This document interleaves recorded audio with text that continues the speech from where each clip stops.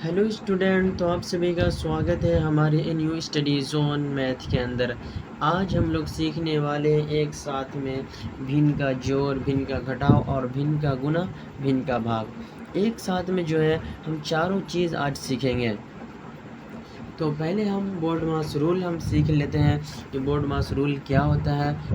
उसी चीज़ के बोर्ड मास रूल पे ही आज हम ये क्वेश्चन सॉल्व करने वाले हैं। तो आइए पहले हम बोर्ड मास रूल को देख लेते हैं। बी का मतलब होता है ब्रैकेट। बी का मतलब होता है ब्रैकेट यानी कोष्टक।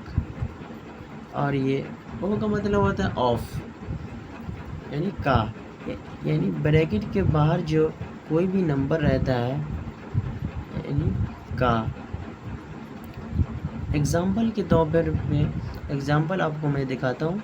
जिस तरीके से अगर कहीं पे ऐसे रहता है ब्रैकेट और x+4, कहीं पे भी इस तरीके से ब्रैकेट के बाहर नंबर रहता है तो पहले हम उसका गुना करते हैं। वो का मतलब ये होता है जिस तरीके से ये 2 है, इस 2 का हम इस दोनों में गुना करेंगे, x में भी और 4 में भी।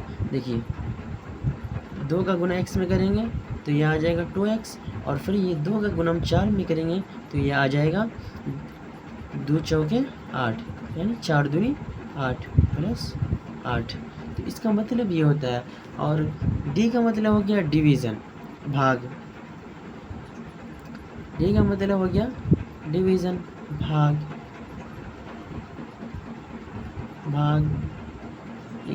डिवीज़न।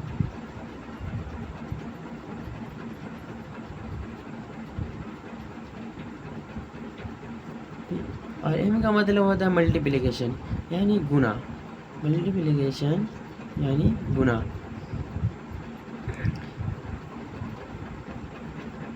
गुना इंग्लिश में हम कहेंगे मल्टीप्लिकेशन।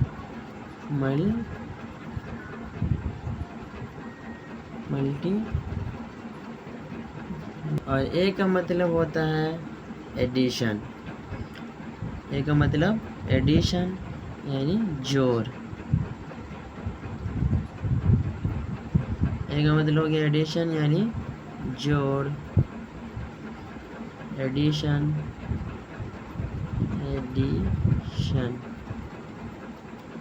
और इसका मतलब तो सभी को पता रहता है। इसका मतलब क्या है बच्चों? सब्ट्रैक्शन। इसका मतलब घटाव, सब्ट्रैक्शन, सब्ट्रैक्शन।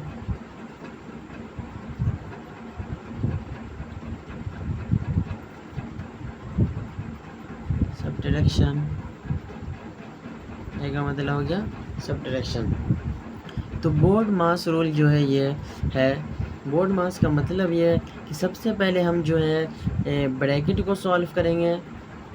अगर आपके क्वेश्चन के अंदर ब्रैकेट है तो ब्रैकेट को हम सॉल्व करेंगे। उसके बाद दूसरे नंबर पे जो है आपके ब्रैकेट के बाहर अगर कोई नंबर है तो उसको सॉल्व करेंगे।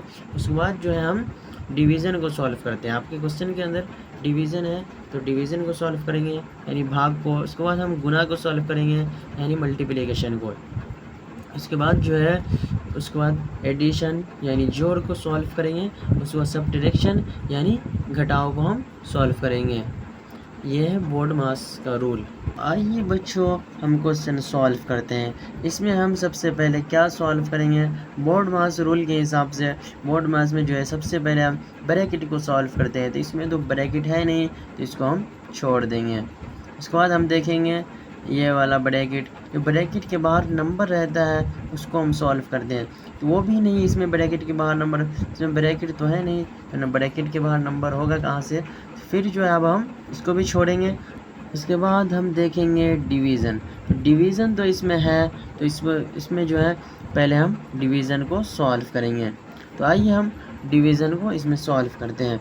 तो ये जो है 7/8 प्लस 9/8, ये सबको हम सेम लिखेंगे। माइनस है तो माइनस का चिन्ह लगाएंगे। और यहाँ पे जो है 3/6 को हम सेम लिखेंगे। और ये भाग का चिन्ह है तो भाग के चिन्ह को जो है हम गुना के चिन्ह में बदल दें। यानी मल्टीप्लिकेशन के चिन्ह में बदल देते हैं। भाग के चिन्ह को हम गुना के चिन्ह में बदल देंगे। और जब भाग के चिन्ह को हम गुना में बदलते हैं तो नीचे वाला नंबर ऊपर जाता है और ऊपर वाला नीचे नंबर नीचे आता है। तो 4 को हम ऊपर लिख देंगे और जो है 6 को नीचे लिखेंगे। और ये गुना है तो गुना का चिन्ह है तो गुना का चिन्ह हम लगा देंगे। और ये 8/4 को हम सेम लिखेंगे। अब यहाँ पे देखिए, अब देखिए यहाँ पे भाग का तो हो गया, हमने सॉल्व कर लिया। अब हम गुना को सॉल्व करेंगे। यहाँ पे देखिए इसमें गुना है, बोर्ड मास रूल के हिसाब से अब गुना वाले नंबर को हम सॉल्व करेंगे। तो यहाँ पे देखिए जो कटने वाला है उसको हम काटेंगे और जो नहीं कटने वाला है उसको तो यहाँ पे देखिए 3 1 3 और 3 दूनी 6 और ये आपका हो गया 2 1 2 और 2 दूनी 4 और 2 1 2 2 तिहाई 6 और ये आपका कट जाएगा 2 चौके 8 और 2 दूनी 4 1 4 4 दूनी 8 4 से जो है ये कट जाएगा 4 1 4 4 दूनी 8। तो ये आपका कट गया। अब जो है इसको हम सॉल्व करते हैं। तो ये आपका जो है 7/8 को हम सेम लिखेंगे प्लस 9/8 माइनस है तो माइनस का चिन्ह लगाएंगे।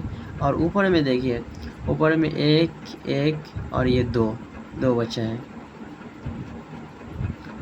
तो ये जो है हमें तो 1 को गुना करोगे 1 से तो 1 ही आएगा, 2 को 1 से गुना करोगे तो 2 ही आएगा। तो यहाँ पे क्या लिखेंगे हम 2 और नीचे क्या है 3 को 1 से गुना करोगे 3, फिर इस 3 को 1 से गुना करोगे 3 ही आएगा। तो नीचे क्या बचा है 3 हम लिखेंगे। और यहाँ पे अब जो है हम क्या करेंगे, यहाँ पे जो है हम एलसीएम करेंगे इसका। पहले हम एलसीएम इसका निकाल लेते हैं, उसके बाद इसको हम सॉल्व करेंगे। तो 8 इसका एलसीएम आ जाएगा 8 8 3 का एलसीएम कितना आएगा, इसको हम एलसीएम कर लेते हैं 4 4 3। फिर हम 2 से लगाएंगे 2 2 3।